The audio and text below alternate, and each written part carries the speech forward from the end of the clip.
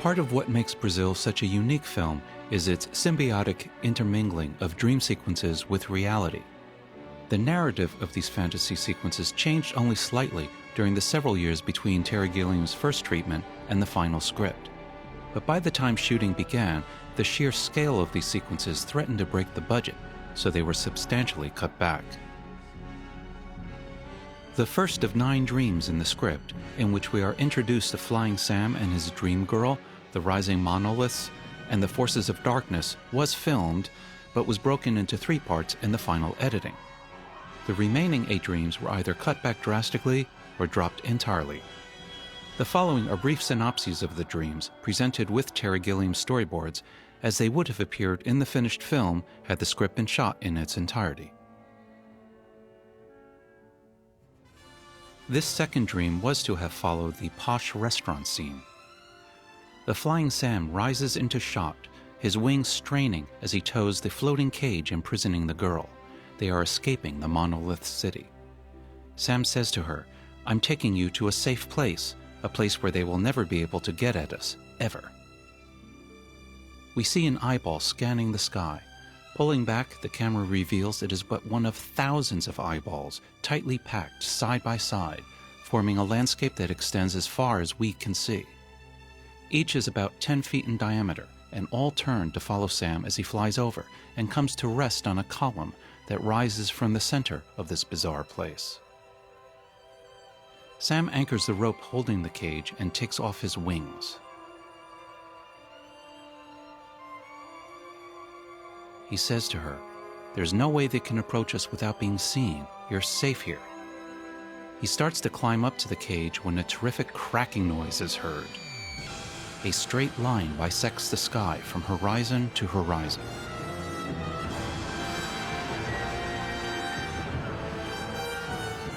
Another cracking noise is heard, and another line appears, and another. Soon the sky is covered by a mammoth grid. A sound like grinding stone is heard as a square of sky formed by this grid starts slowly sliding upwards. A hole is left in its place. More and more blocks of sky slide upwards, leaving more and more black, empty spaces. The grinding noises are deafening as block after block of sky is removed. The eyeballs madly look this way and that. The light begins to fade. The girl cries out for Sam to save her. He tries to pull the cage down towards the platform, but it's too late. Only one block of sky remains. Slowly it slides upwards and disappears, leaving Sam in total darkness. Maniacal laughter is heard. Sam switches on a searchlight. Its beam catches something black that is moving. Sam loses the girl in the blackness.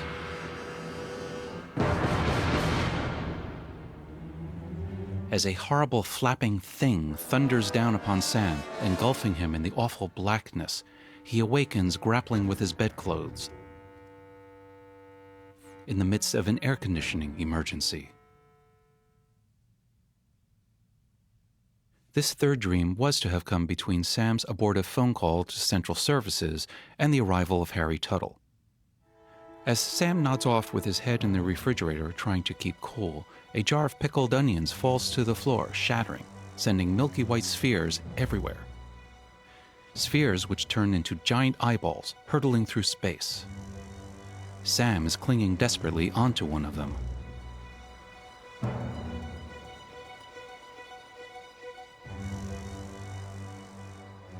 He grabs onto the pupil and it opens like a hatch cover. Pulling himself inside, he surveys the cramped and dark space within the eyeball.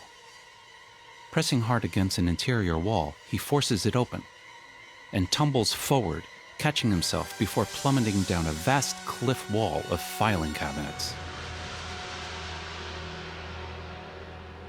He scrambles back to safety. We see these millions of filing cabinets being tended to by men rising up and down on window cleaners' platforms. The attendants are filing people in different period costumes, such as Shakespeare and Karl Marx, into the morgue-like filing cabinets. One platform lowers itself towards Sam.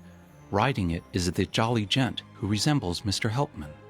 Ah, there you are, Sam. What? How do you know my name? We know everything here. This is the storeroom of knowledge. Then perhaps you can help me. I've lost someone who... We know that, too. You've come to the right place. They are carried past other platforms. Oh yes, we've got everything here. Every bit of knowledge, wisdom, learning, every experience, every thought neatly filed away. What? You mean you've got... Well, not exactly. But if you help us, we'll help you.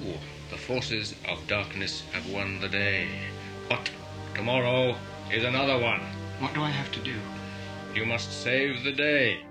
The platform stops and the gent opens a drawer. Reaching inside, he pulls out a sword and helmet. This is the sword of truth. Boom, boom. And this, the helmet of justice. Boom, boom, boom. Sam straps on his helmet as the gent brings out a handsome cape. And this completes the outfit. Gent helps Sam step into a drawer. But there is hesitation in our hero. He lies down. The enclosure fits him like a coffin. As the gent pushes the drawer closed, he says, "It won't be pleasant, but trust me." As the drawer is being shut, Sam suffers a bout of claustrophobia. He struggles to keep the drawer from closing, and through the crack he sees not the jolly gent, but a samurai warrior's masked helmet.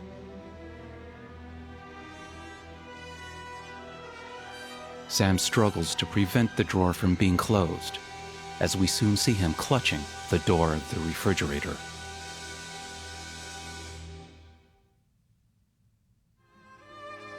With his apartment a maze of ducting and sputtering pipework, thanks to the good people at Central Services, Sam collapses, staring at the printout of Jill. So begins the script's fourth dream, in which her picture dissolves to the girl, barred from Sam by a tangled forest of duct-like vines. Sam becomes entwined in the grabbing vines. He finally bursts free and reaches for the girl. But as he embraces her, she dissolves into smoke, and he plummets into a void beneath his feet. His cape twisting around him, Sam falls through dense clouds. He grips the corners of the cape and whips it up and over his head. The wind catches it and fills it out like a parachute. As the clouds part, Sam gazes upon the landscape beneath him, barren but dotted with strange mounds. Smoke and flames spew forth. The sky is blood red, and the sun is a black disk. Two long lines of shrouded figures are being herded by forces of darkness towards two giant cages suspended beneath two great misshapen balloons. The defeated, gray-shrouded prisoners shuffle forth as they are prodded and whipped. One of the FODs raises a spear to prod a stumbling prisoner. But it stops as it catches sight of Sam landing on the beach a short distance away. The prisoners stare wistfully at Sam. Among them are the Buttle widow and children. Sam recognizes them and is taken aback. A look of determination crosses his face. Everyone is frozen in place. Sam draws his sword and moves forward, but is stopped by a violent tremor as the earth begins to tremble and shake. With a mighty roar, a crack opens in the ground between Sam and the prisoners. Brilliant rays of light shaft upwards from the opening as a large black flapping thing shoots out of the crevice with a maniacal shriek. Sam stares into the crevice and sees under the earth's crust a beautiful cloud-filled sky. He then looks up at a terrifying vision, a 12-foot-tall samurai encased in a frightening concoction of ancient Japanese armor and computer parts. His face is hidden behind a horrific steel mask. Sam tries to move towards the prisoners being herded into a cage.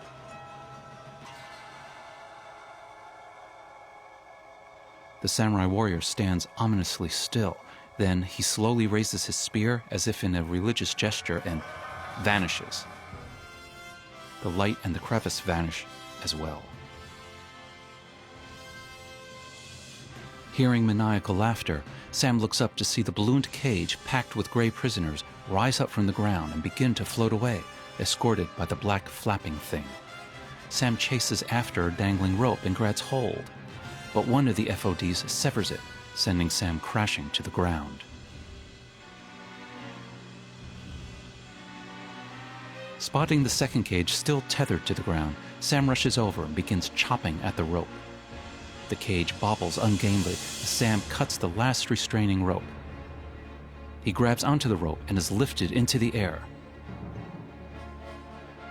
But before he can climb up to the cage, Sam feels something clutch one of his legs, then the other.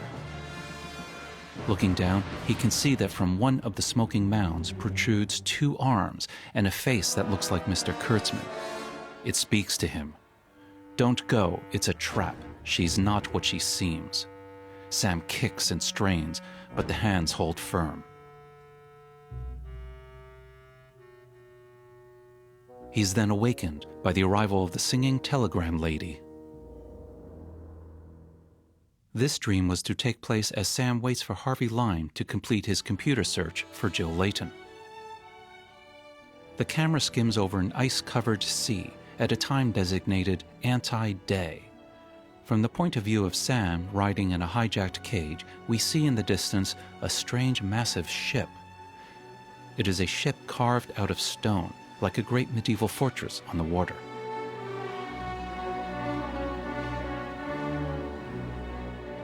As Sam approaches, the camera frame is engulfed by stone.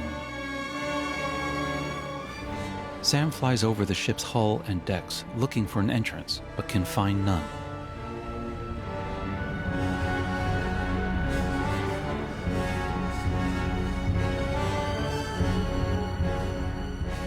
Sam spots a loose stone forming a ledge. As the cage passes, Sam jumps and manages to gain a handhold on the outcropping. He dangles perilously from a great height until he pulls himself up and squeezes through the gap in the rocks. The interior darkness is lit only by brilliant light streaming from occasional cracks in the stone ship. Sam makes his way through a dark passage. Emerging from the opening, he finds himself teetering over an enormous abyss formed by the outer hull and the inner stone core of the ship. Great stone ribs curve downwards. The only light streams forth from cracks and fissures. Sam glimpses blue sky through one of the openings, but he is distracted by a distant moan. Huddled far below him are hundreds of gray-shrouded prisoners. Their moans blend with the creaks and groans as the stone ship slowly wallows back and forth. Suddenly, a great boom resounds throughout the ship. Sam is unsure where it comes from, and then another boom reverberates around him. He has to steady himself as the ship quivers from the noise. Another boom. He clutches at the wall.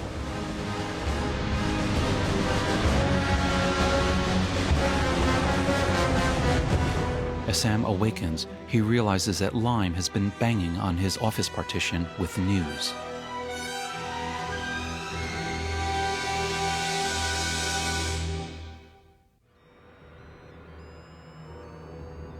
When the guard gives Jill a thump on the head following the store explosion, Sam sees red, and as the guard turns to face him, Sam sees the giant samurai warrior.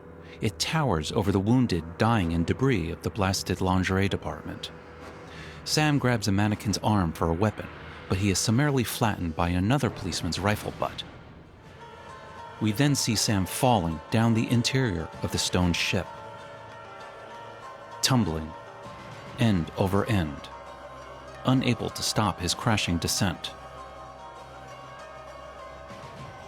With a thud, he hits bottom.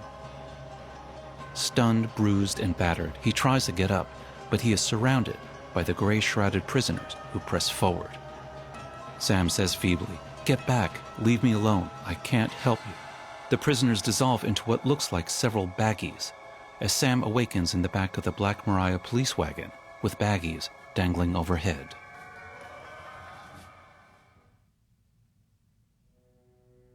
As Sam departs the ministry building, feeling depressed and anxious over the whereabouts of Jill, he begins to retrace their first journey together, down the front steps and around a corner to where Jill's truck had been parked. The only hint of this once-upon-a-time presence is a small splotch of oil by the curb. The streetlight is reflected in the pool of oil. As he stares at the reflected light, it expands and becomes a patch of blue, cloud-filled sky. Sam turns to look at the actual streetlight. It has become a crack of blazing light coming through the wall of the great stone ship. The scene dissolves to the script's seventh dream, on the stone ship. As Sam pushes through the crowd of prisoners, he hears his dream girl's voice saying, "I'm here, Sam, don't give up." Illuminated by the streaks of light shining through the cracks in the ship's core, Sam's wings are seen, beautiful shimmering silver, nailed to the wall as in a crucifixion. Sam rushes towards them and begins to pull them loose. But before he can, a great cracking noise is heard, and a shadow falls upon Sam and the wings. The inner wall has split open, and standing there once again is the giant samurai warrior. Sam draws his sword and rushes towards the giant, who repeats his trick of raising his weapon and vanishing. Gilliam did not storyboard the duel between Sam and the giant, which plays out in the film very closely to how it is described in the script. Sam approaches the fallen warrior. Reaching down, he removes the samurai's mask. Sam catches his breath. The face he sees is his own. While he stares in amazement, fire begins to melt the face until it is unrecognizable.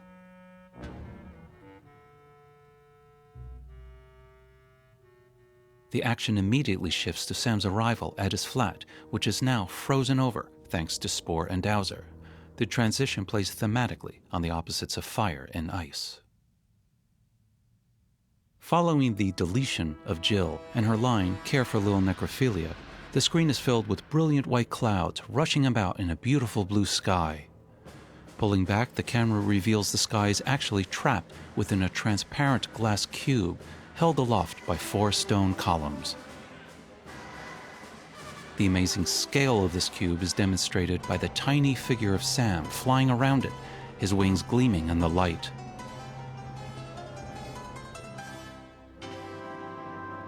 As forces of darkness scatter, Sam dives to the ground and lands among a crowd of shrouded prisoners.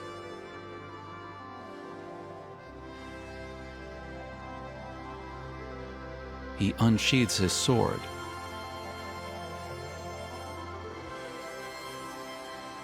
and rushes to the base of one of the great columns. The forces of darkness lurk in the shadows as Sam takes one mighty swing. The noise reverberates as cracks race up the height of the column. It disintegrates and crumbles, sending the mammoth cube crashing to the ground. As the cube smashes into a million pieces, the imprisoned bright blue sky escapes in all directions with the force of a multi-megaton blast. The shockwave dissolves the iron collars and chains of the prisoners. Their shrouds are ripped from their bodies, leaving them standing naked beneath a glorious sky. Sam has been knocked to the ground, but he rises, also naked, and stares up at the sun, now free. The scene then dissolves to Mother's bedroom, the morning after Sam and Jill have made love.